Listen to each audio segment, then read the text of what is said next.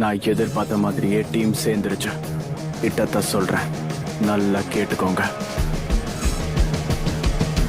அகாட்ஸ்கி கூட்டத்தை சேர்ந்த இட்டாச்சி உச்சிஹாவை கொல்றதுதான் நம்ம ஒண்ணு சேர்ந்திருக்கோம்.